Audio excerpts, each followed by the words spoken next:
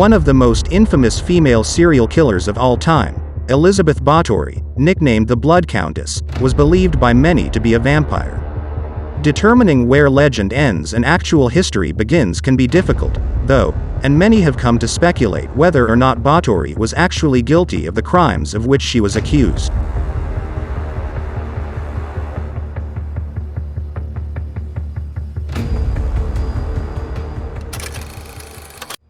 Báthory was born in 1560, the daughter of Baron George Báthory and Baroness Anna Báthory, who were Protestant nobility.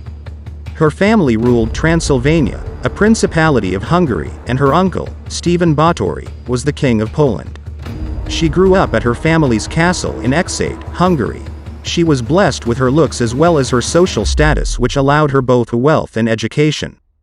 Around the age of 11 or 12, she became engaged to Count Ferenc Nadasdy, also of Hungarian nobility. A year or two later, she gave birth to a daughter from another man.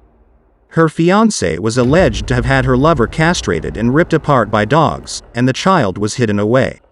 In 1575, at the age of 14, Báthory married Nadasdy. Because she outranked him, Nadasdy added the surname Báthory to his name and she did not change hers. After their marriage, the couple moved into Sisej Castle, a wedding gift from the Nadasdy family, which was located in present-day Slovakia. In 1578, Nadasdy became chief commander of the Hungarian army, fighting against the Ottoman Empire. As a result, Báthory was left to rule their estates. The couple had 4 children together between 1585 and 1595, though it was rumored that Báthory had multiple lovers. In 1604, Nadasdy died, leaving Báthory permanently in charge at the age of 43. The rumors had begun 2 years before Nadasdy's death, but they grew even more prevalent afterward.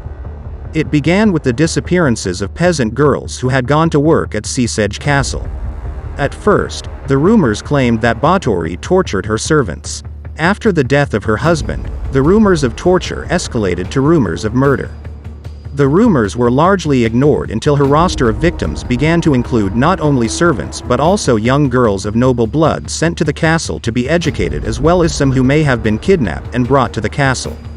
In 1610, her alleged crimes attracted the attention of Hungarian King Matthias II, and he sent Báthory's cousin, Georg Thurzo, the Count Palatine of Hungary, to investigate the claims. What he uncovered was horrifying. Witnesses claimed Báthory tortured her victims by burning them with hot irons, stuck needles under their fingernails, sewed their lips together, and bit off chunks of their flesh. Later retellings of the story claimed she drank or bathed in the blood of her victims in order to maintain her youthful appearance, and it was these claims which led to her association with vampirism. One witness claimed Báthory kept a book with the names of over 600 of her victims, but such a book has never been found. In December of 1610, Báthory was arrested along with 4 of her servants who were accused of participating in her heinous acts. They stood trial in 1611, and 3 of the servants were convicted of witchcraft and burned at the stake. The 4th was sentenced to life imprisonment. Báthory herself did not stand trial but was confined to her room, with its windows bricked up, until her death in 1614 at the age of 54. While the 1611 trial upheld the accusations against Báthory and her servants, modern historians are not convinced of her guilt. There is evidence which suggests that she may have been set up by powerful enemies. King Matthias II had amassed a substantial debt to Nadasdy's estate. The forgiveness of that debt was a condition of Báthory's sentence to house arrest rather than facing the same fate as her servants. Additionally, the false accusations may have been made to allow the throne to seize her land. It is also likely the king felt threatened by her wealth and power, as well as the fact that she ruled without a man at her side.